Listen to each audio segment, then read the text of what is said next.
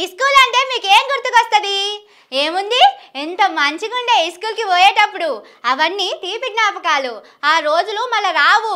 దోస్తుగాళ్ళు, స్కూల్లో టీచర్లు, పాఠాలు, పొద్దుకి లైన్లో నిలబడి ప్రార్థన చేసుడు, సారు బోర్డు మీద రాస్తుంటే అది చూసి దబదబ్బా కాపీలో రాసుకునుడు, ఇవన్నీ యాదికొస్తున్నాయా?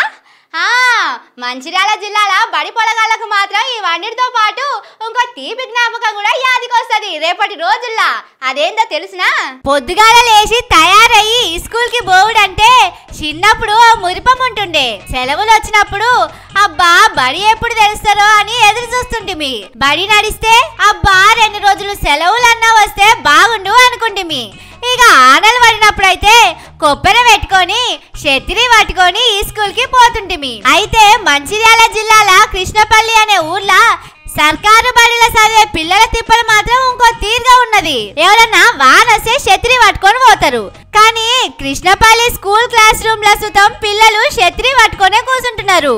అట్లని ఛత్రి ఎవరన్నా ఎత్తుకపోతారని కాదు, క్లాస్ రూమ్ లా గోడల పొంటి స్లాబ్ పొంటి ఆనొస్తే నీళ్లు గారుతున్నాయని అంత గట్టిగా అంత చక్కగా కట్టిందన్నట్టు ఆ కాంట్రాక్టరు స్కూల్ బిల్డింగ్ ను. ఇక సారు పాఠం చెప్పి బోర్డు రాసేదే ఆలస్యం.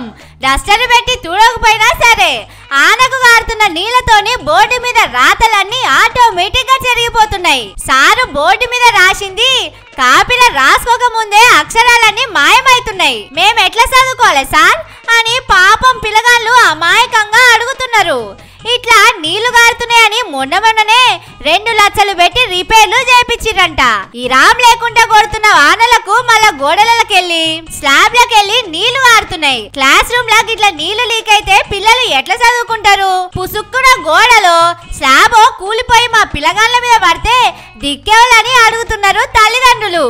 రాజకీయాలు పక్కకు పెట్టి పిల్లగాళ్ళు చదువుకోనికే సౌలతులు మంచిగా చేసే సోయి పెట్ట